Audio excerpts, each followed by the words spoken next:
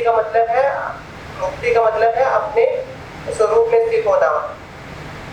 Okay. हाँ जी प्रभु जी, तो हम लोग कैसे मतलब अपने स्वरूप में स्थित हो प्रभु जी, कुछ हमारे लिए कुछ टिप्स प्रभु जी, जैसे हम लोग भी नए नए भक्ति में आए हैं, तो हम क्या करें प्रभु जी कि हम अपने स्वरूप में स्थित हो जाएं।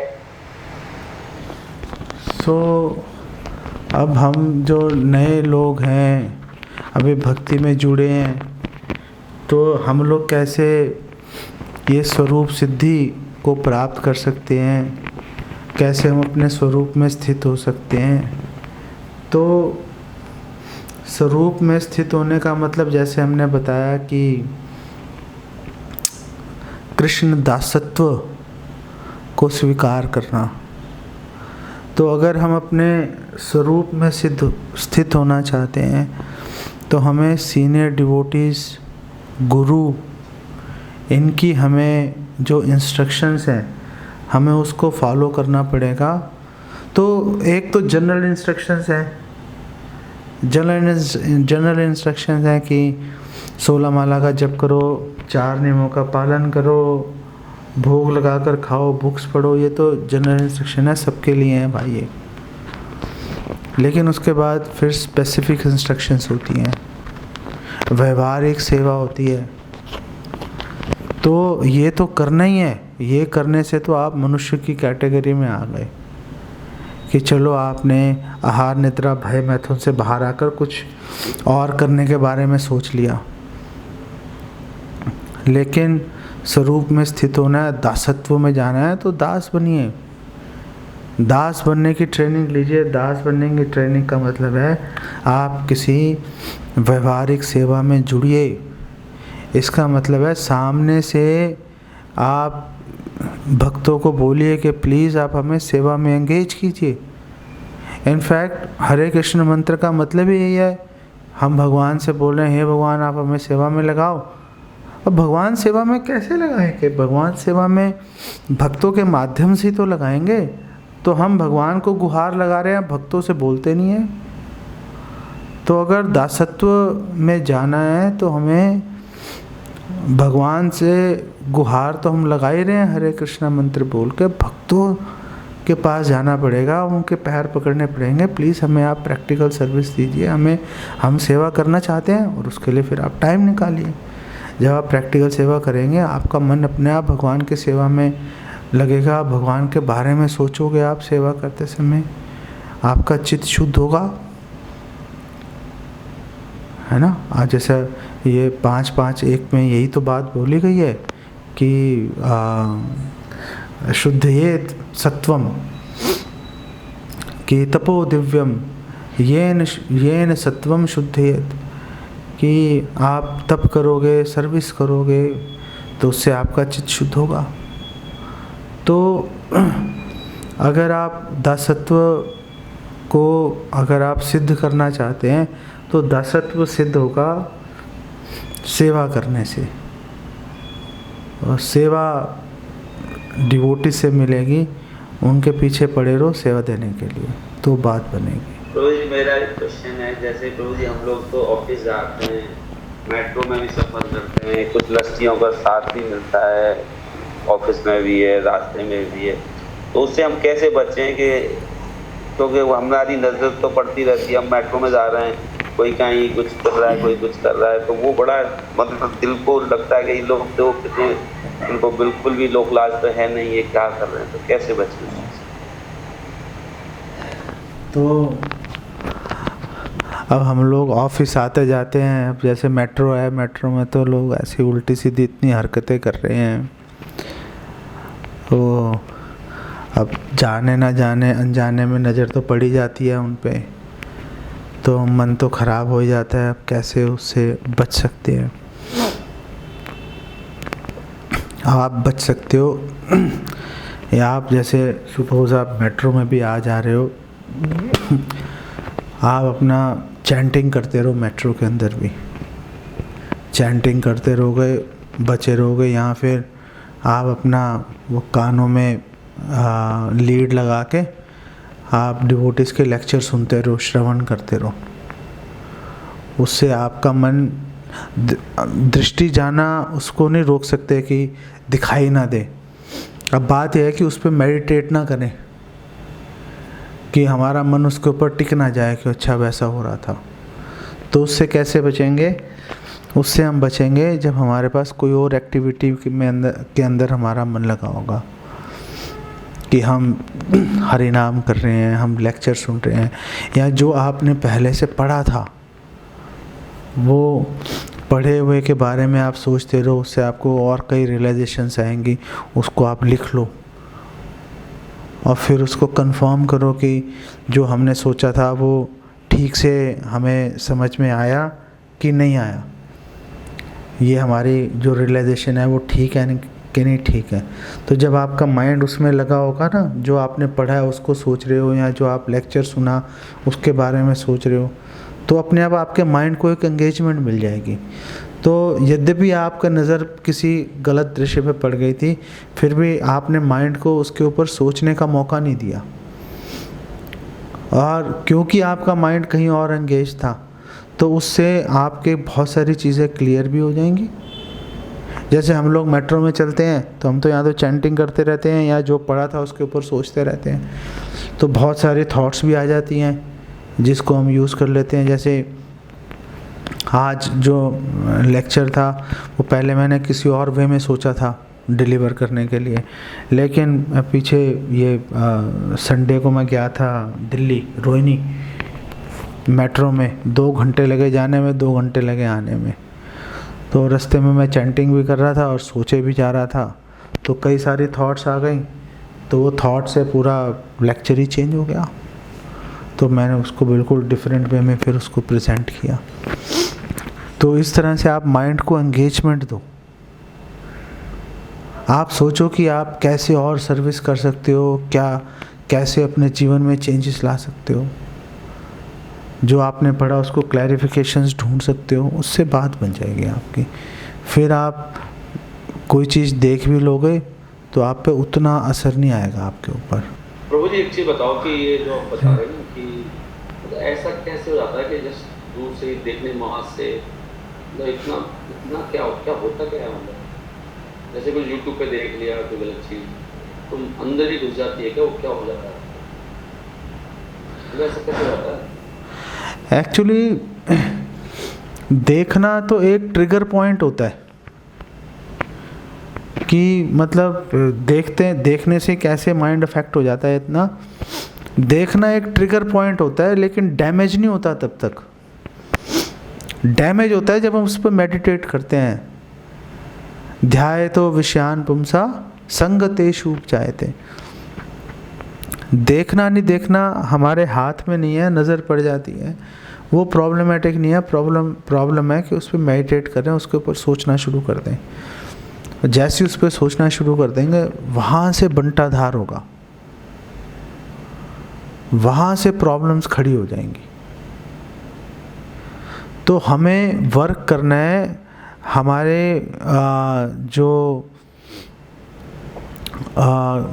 हमने जो देखा या जो हम कर रहे थे, हमारे पास एक लिस्ट है कि किसके ऊपर हम आगे सोचें या ना सोचें।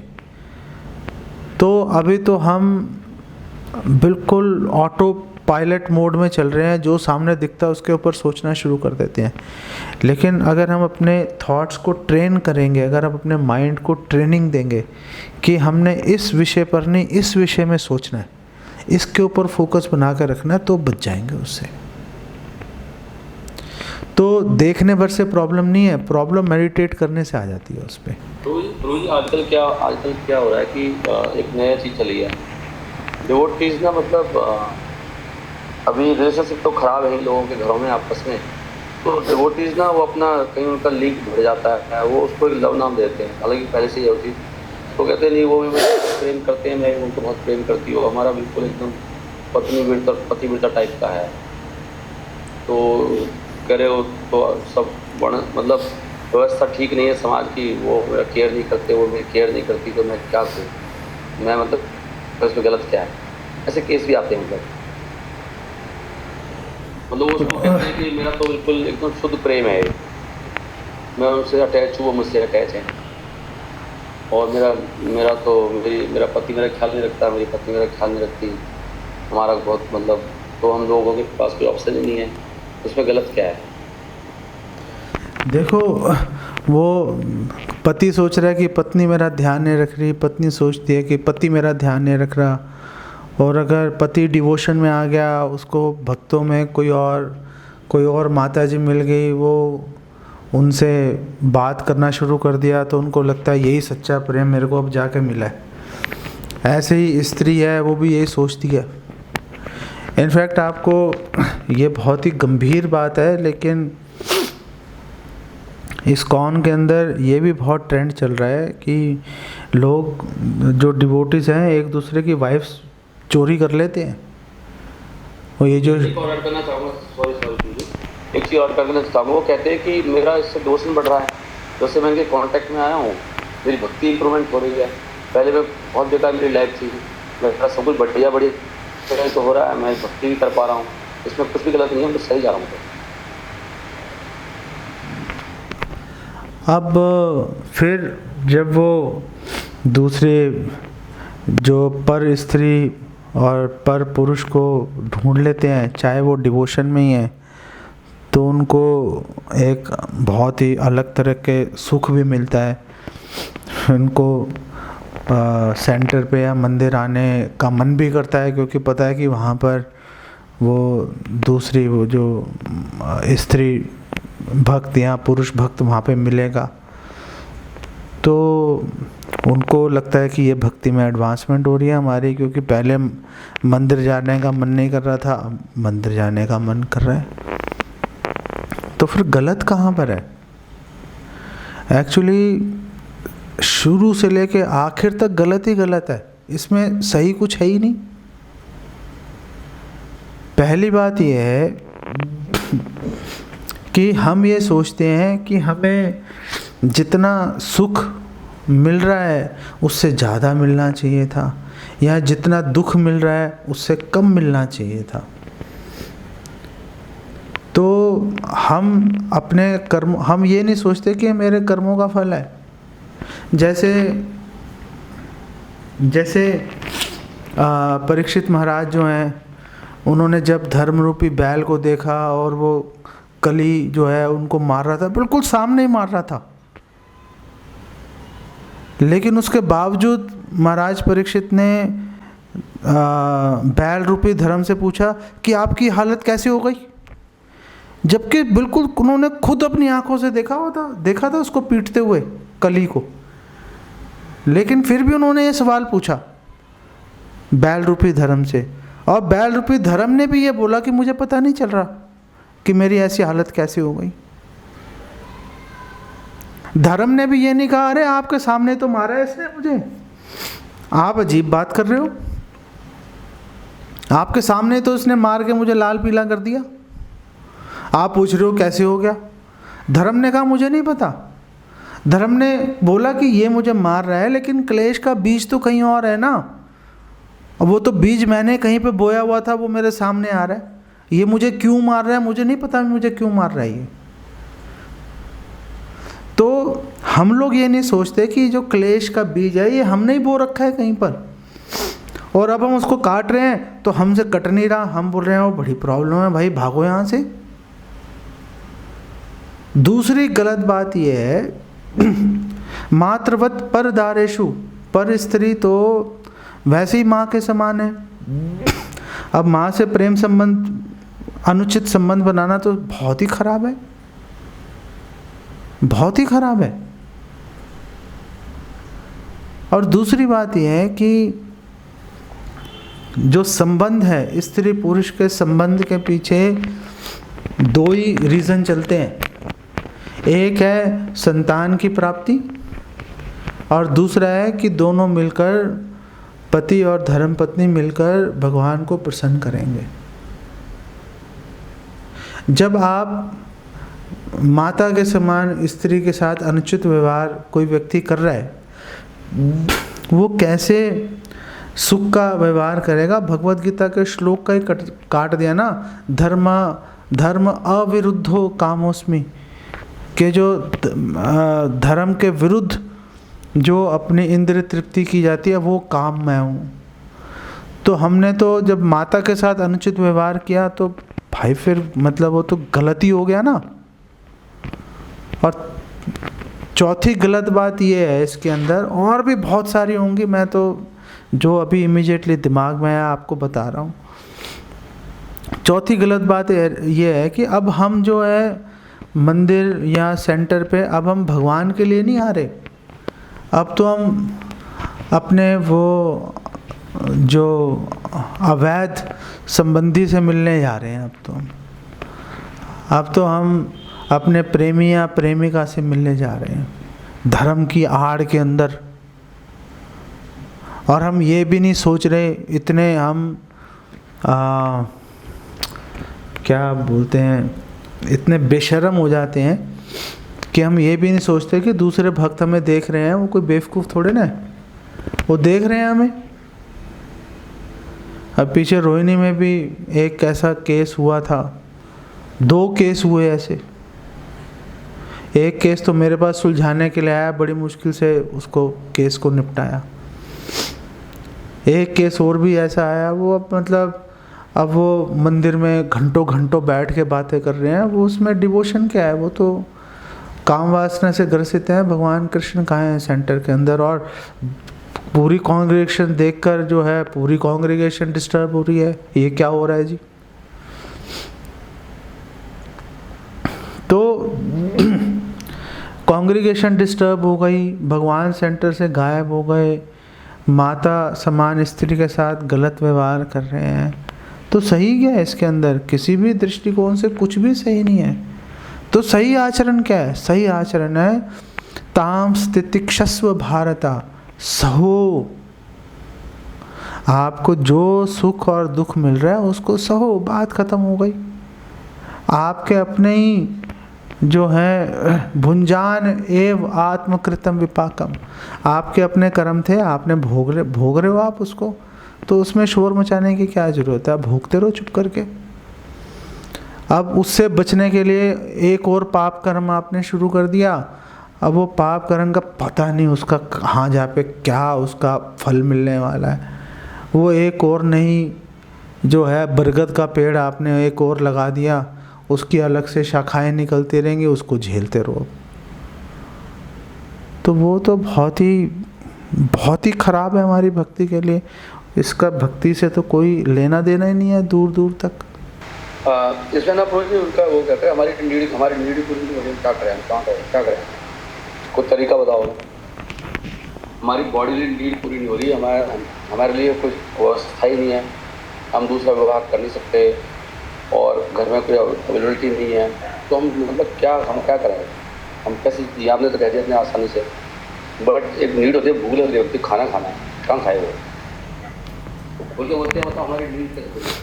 नहीं, खाना खाना है तो अगर मतलब खाना खाना है तो मांस थोड़े ना खाना शुरू कर देंगे। खाना खाना है तो जब प्रसाद मिलेगा खाएंगे, जब तक नहीं मिलेगा सहेंगे उसको। इसीलिए तो भगवान भगवत गीता के बिल्कुल शुरू में ये कॉन्सेप्ट लेके आ रहे हैं कि झेलो। और यहाँ पर भी भगवान ऋषभदेव भी 5वें स्कंद के 5वें अध्याय के पहला श्लोक जो उन्होंने शिक्षा देनी शुरू की, उन्होंने बोला तपो दिव्यम, तप करो, सहो, इंद्रियों को कंट्रोल में करो।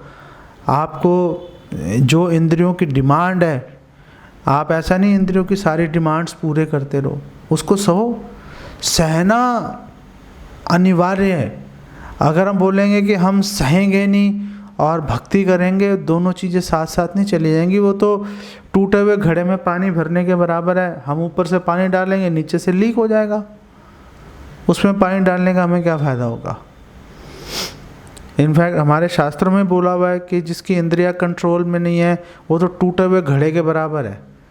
उसमें आप कितनी तपस्या का, कितने ही आपने 128 माला रोज करो जी, आप वो कर कर के उसमें मटके में पानी भरते रहो, वो नीचे से लीक हो जाएगा, क्योंकि वो घड़ा जिसके पैंदे में छेद है उसमें पानी कहाँ रुकेगा, डलेगा, निकल जाएगा। तो अगर कोई बोले कि इंद्रिय तृप्ति का क्या इलाज है? सहना ही है उसका इलाज। उसका इलाज सहना ही है। आप मतलब इंद्रियों की डिमांड के नाम पर अनाचार में कोई व्यक्ति जो है वो अनाचार करना नहीं शुरू कर सकता। वो तो मतलब अगर कोई अलाउ कर रहा है बिल्कुल गलत करेगा। अगर वो अलाउ कर रहा है, अगर कोई मांग रहा है तो वो भी गलत सोच रहा है इस बारे में, बिल्कुल सिरे से गलत है वो। सहना ही पड़ेगा, उसके अलावा कोई तरीका नहीं है, कोई तरीका नहीं है। अगर नहीं सहेंगे या तो दुख झेलते रहेंगे या पाप कर्म में लगेंगे, उसके आगे जाकर दुख झेलना पड़ेगा। कोई इलाज नहीं है उसका। प्रभु जी, अगर पत्नी छोड़ के चली जाए फिर क्या करना चाहिए? अगर पत्नी छोड़ के चली जाए फिर क्या करना चाहिए? तो संतान है, बच्चे भी हैं, फिर क्या करना चाहिए? तो अगर बच्चे हैं तो उसको अपने बच्चों को पालना पोसना चाहिए। सोच लो, मर गई, लोगों के कईयों के हस्बैंड मर जाते हैं, कईयों की स्त्रियां मर जाती हैं, तो उसमें क्या है? तो आप अब ये सोचो, बच्चों को पाल पोस के बड़ा कर दें, बात ख़त्म हो गई। अगर बच्चे नहीं हैं तो और भी अच्छा है, ब्रह्मचारी बन जाओ, पूरा जीवन भगवान की सेवा में लगा दो। प्रभु जी, एक प्रश्न और था। हाँ, अगर पत्नी भी भक्ति में है और हम नॉर्मली सबको कहते हैं माता जी, तो अपनी पत्नी को ही माता जी कैसे कहें? नहीं, अपनी पत्नी जी को माता जी नहीं बोलना चाहिए, अपनी पत्नी का नाम लेना चाहिए या बोलना चाहिए मेरी वाइफ। अपनी पत्नी को माता नहीं बोलते, गलत है वो। प्रभु जी, अभी बिल्कुल मैं नया जुड़ा हूँ तो ज्ञान नहीं है बिल्कुल भी, मूर्ख कैटेगरी में हो बिल्कुल। थोड़ा सा आप लोग के मार्गदर्शन से आऊंगा, धीरे धीरे थोड़ा ज्ञान प्राप्त करूंगा। अरे हमें 25 साल हो गए विजय प्रभु, हम आपके पीछे ही हैं, आगे नहीं हैं आपसे, हम सारे मिलके चल रहे हैं। ऐसा नहीं है, प्रभु जी ने काफी ऐसी बातें बोली जिससे मन का जो वहम था वो निकल गया। अच्छा, चलो ठीक है। देखो, हर चीज सहन करने पर ही है। भगवान बहुत जोर दे रहे हैं, सहन करो, सहन करो, सहन करो। और भगवान कह रहे हैं कि सहन करोगे तो अमृत मिलेगा। सो मृत्वाय कल्पते, बिल्कुल शुरुआत में भगवान कह रहे हैं जैसे आप सर्दी गर्मी को सहन कर रहे हो, इस तरह की घटनाओं को भी सहन करो, और अगर आपने सहन किया तो अमृत की प्राप्ति होगी। भगवान बिल्कुल क्लियर बता रहे हैं। जैसे प्रभु जी, सब लोग तो विवाह करते हैं, कुछ ब्रह्मचारी बन जाते हैं, कुछ गृहस्थ लाइफ में जाते हैं। तो जो गृहस्थ में जा रहे हैं अभी वो सब, उनको तो ये अनुमति शास्त्र दे रहा कि आप गृहस्थ में जाइए, आप सहन मत करिए। मतलब जैसे ब्रह्मचारी तो ठीक है, सहन करके अपना निकल गया, लेकिन ये अनुमति तो ऐसी स्थिति किसी विवाहित व्यक्ति की हो सकती है कि विवाहित हो गया, बच्चे हो, जो भी हुआ, अब उसकी स्थिति ऐसी है कि वो नहीं रह सकता, अभी वो सहन करने की हालत में नहीं है, उसका माइंड अभी इस लायक नहीं है कि वो उन चीज़ों से बाहर आ पाए। लेकिन समाज में कलयुग की वजह से ऐसी व्यवस्था भी नहीं है। जैसे आज कानून ऐसी मतलब व्यवस्था नहीं है, उसको डिवोर्स दे या ऐसी अवस्था नहीं है, तो इस तरह की कंडीशन हो जाती हैं लोगों की लाइफ में। वो सहन भी नहीं कर सकता है, लेकिन उसके पास कोई विधि पूर्वक कोई रास्ता मार्ग भी नहीं है। तो फिर लोग क्या करते हैं आजकल, फिर ये इसलिए गवर्नमेंट ने किया है कोई लिविंग और ये सब, इतना झगड़ा हो रहा है, गवर्नमेंट पागल हो गई, लोगों के डिवोर्स देख देख कर भैया हमारे पास की नहीं है, अब ना मैरिज करो ना हमारे पास आओ, जिसको जैसे रहना रहिए। तो ये प्रैक्टिकल समस्या, तो ये भी एक कारण होता है कि लोग फिर इस चक्कर के ये इधर उधर के जो रिश्ते हो रहे हैं आपस में, ये प्रैक्टिकल एक चीज़ है कलयुग की देन। उस समय क्या करें, सहन करने की हालत में नहीं है। ये जो को लिविंग है, को लिविंग तो पूरी तरह से पाप पूर्ण है ना। बिना विवाह के साथ रहना तो पूरी तरह से पाप है, क्योंकि साथ में एक ही कंडीशन में रहा जा सकता है, संतान की उत्पत्ति के लिए। विवाह के पीछे भी एक ही कारण है, संतान की उत्पत्ति। अगर वो कारण खत्म हो गया तो फिर विवाह क्यों करना है? तो अगर हम यही बात गे सेक्स पर भी लागू होती है। मूल सिद्धांत को अगर हम पकड़ के चलेंगे कन्फ्यूजन नहीं आएगी। मूल सिद्धांत ये है कि सेक्स जो है वो अवेलेबल है संतान की उत्पत्ति के लिए। गे सेक्स इस चीज़ को पूरा नहीं करता, इसलिए अवैध है, गलत है सिरे से। को लिविंग इस बात को पूरा नहीं करती, इसलिए गलत है सिरे से, उसमें कोई क्वेश्चन नहीं है।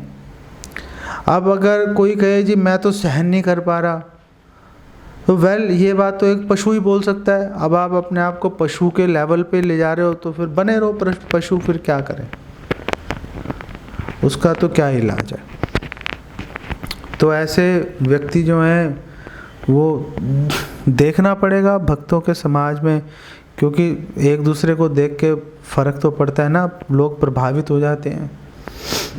तो ये देखना पड़ेगा कि एक व्यक्ति के चक्कर में पता चले 10 भक्त और ख़राब हो गए, उनका माइंड डिस्टर्ब हो गया, तो सोच समझ के फैसले लेने पड़ेंगे उस विषय में। और किसी भी हालत में पाप करने की छूट नहीं दी जा सकती।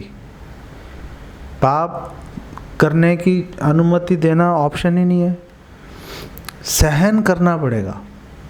अगर जो सहन नहीं कर पा रहा वो भक्तों के समाज को छोड़ के जाना पड़ेगा उसको, वो रह नहीं पाएगा भक्तों के समाज में। प्रभु जी, मेरा प्रश्न ये है कि श्री प्रभुपाद जी का 15 अगस्त का एक कोट था कि यदि आप कामुक व्यक्ति हो तो भी आपको भगवान श्री कृष्ण के दर्शनों की उत्कंठा होनी चाहिए, तभी उनके दर्शन प्राप्त होंगे। तो जो कामुक है मतलब कि वो तो ऑलरेडी मतलब कि अपनी काम तृप्ति में मतलब कि इन्वॉल्व है, तो मतलब वो कैसे मतलब कि ऐसे करते हुए उत्कंठा डेवलप कर सकते हैं? तो आप कामुक व्यक्ति हो तो भी भगवान की सेवा में जुड़ना चाहिए। तो कोई कामुक व्यक्ति है, क्या वो भगवान की सेवा में आ सकता है? बिल्कुल आ सकता है, लेकिन भगवान की सेवा में आके मैं कामुक व्यक्ति हूँ, क्या मैं भगवान की सेवा में आज जुड़ सकता हूँ? बिल्कुल जुड़ सकते हैं, लेकिन भगवान की सेवा में जुड़ के हम पाप का आचरण नहीं कर सकते। व्यभिचार जो धर्म के स्तंभ है कि हम पर पुरुष या पर स्त्री गमन नहीं कर सकते, उसका उल्लंघन नहीं किया जा सकता। हम ये नहीं सोच सकते कि हम धर्म के नियमों को तोड़ते रहेंगे जो कि भगवान ने स्थापित किए हैं और भगवान की सेवा में भी लगे रहेंगे। ये कौन सी सेवा है? वो मुकुंद थे भगवान के चैतन्य महाप्रभु की लीला में, रघुनंदन दास ठाकुर के पिता। वो जब भक्तों के समाज में आते थे, भक्तों की तरह व्यवहार करते थे, मायावादियों के पास चले जाते थे, मायावादियों की तरह व्यवहार करते थे। चैतन्य महाप्रभु ने कहा तुम मेरी पीठ में छुरा मार रहे हो। तो अब को मतलब भगवान की पीठ में छुरी मार के हम भगवान की कैसे सेवा कर सकते हैं? धर्म के नियम भगवान ने स्थापित किए हैं।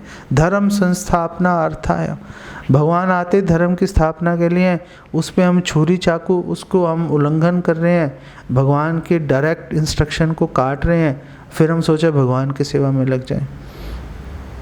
तो कामुक व्यक्ति है, भगवान की सेवा में आ सकता है, लेकिन आके उसको शुद्ध होने का प्रयास करना ही पड़ेगा उसे। वो अपने पुराने आचरण पे टिका नहीं रह सकता, धीरे धीरे ख़त्म करना पड़ेगा उसको। और डायरेक्ट पाप के अंदर जो है वो इन्वॉल्व नहीं हो सकता कि जी मैं अब भक्ति में आ गया तो दूसरे भक्तों की स्त्रियों को, या जो स्त्रियां सोचे मैं दूसरे पुरुष भक्तों को छीन लेती हूँ। ये किस तरह की भक्ति है? ये तो गलत है बिल्कुल ही। ऐसा आचरण तो स्वीकार्य नहीं है। और फिर हम समाज में क्या उदाहरण प्रस्तुत करेंगे? अगर ऐसा भक्तों के समाज में होगा, हम क्या उदाहरण प्रस्तुत करेंगे?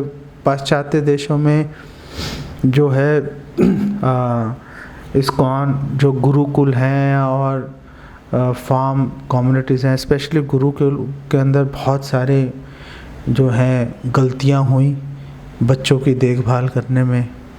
वो इस्कॉन आज तक उनके केसेस लड़ता है उनके, और लोग जो हैं जिन बच्चों को उन परिस्थितियों में से गुजरना पड़ा, उनके डिवोशन और ख़राब हो गई। तो वो किस तरह की सर्विस है? और पूरा समाज इस्कॉन को बोलता है देखो तुम्हारे यहाँ ऐसा होता है। तो इस तरह का उच्छृंखल व्यवहार करके ना तो हम भगवान को प्रसन्न कर पाएंगे, समाज में गलत उदाहरण हम दिखाएंगे लोगों को, देखो भक्त ऐसे होते हैं।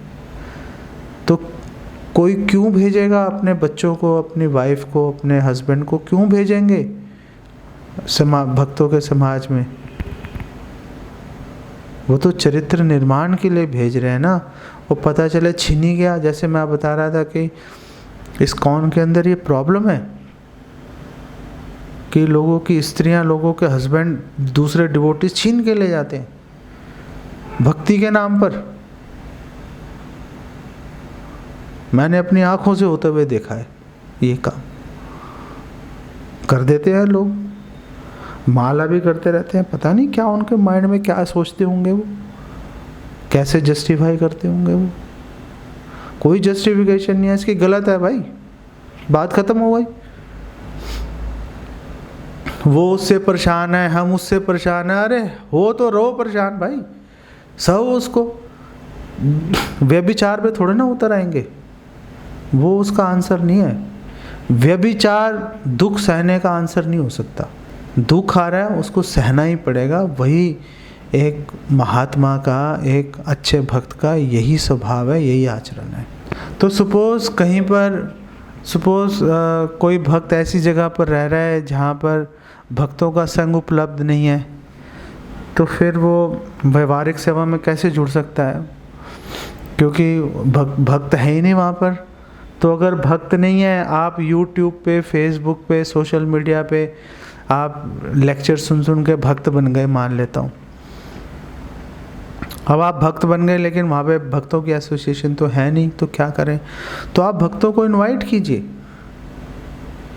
आप अपने शहर में, अपने टाउन के अंदर, अपनी सिटी में आप भक्तों को इनवाइट कीजिए। भक्त जाएंगे तो उसमें आपको एसोसिएशन भी मिल जाएगी, और वहाँ पे आपकी सहायता से और भक्त भी बन जाएंगे, आपको भक्तों का संग मिलना शुरू हो जाएगा। ऐसा ही होता है, ऐसा ही होता है। जैसे सतना में जो है कुछ भक्तों ने केशवानंद प्रभु के लेक्चर सुने, अब वो डिवोटी बन गए। अब वो प्रैक्टिकल सर्विस कैसे करेंगे वो? तो उन्होंने फिर भक्तों को वहाँ से इनवाइट किया। वो भक्त गए उधर सतना में, उन्होंने जाके वहाँ पे 15, 20, 25 प्रोग्राम कर दिए 10-15 दिन में, और 20-25 लोग जुड़ गए। तो उन्होंने एक सेंटर किराए पे ले लिया, वो सेंटर चलाना शुरू कर दिया। तो सुबह मंगला आरती शुरू हो गई, भागवतम की क्लास होनी शुरू हो गई, गुरु पूजा, तुलसी आरती सब शुरू हो गई, प्रैक्टिकल सर्विस शुरू हो गई। तो अगर आप ऐसी जगह पर हैं जहाँ पर भक्तों की एसोसिएशन नहीं है, कोई प्रॉब्लम नहीं है, आप भक्तों को इनवाइट कीजिए। भक्त आएंगे आपके वहाँ पे, आपको भी एसोसिएशन देंगे और लोगों को प्रीच करेंगे, वहाँ पे कॉन्ग्रीगेशन बन जाएगी, प्रैक्टिकल सर्विस शुरू हो जाएगी। ऐसे गाड़ी चल निकलती है। अगर आप ऐसा नहीं कर पा रहे तो फिर आप ये पता लगाते रहिए कि कहीं पे कौन सी यात्रा जा रही है या भक्त कहाँ पर कैंप चल रहा है, तो आप उस नियत समय पर वहाँ पर जाएं, आप कैंप के अंदर, तो वहाँ पे जाके आप भक्तों की एसोसिएशन ले लीजिए। बहुत सारे रास्ते हैं, बहुत सारे रास्ते हैं।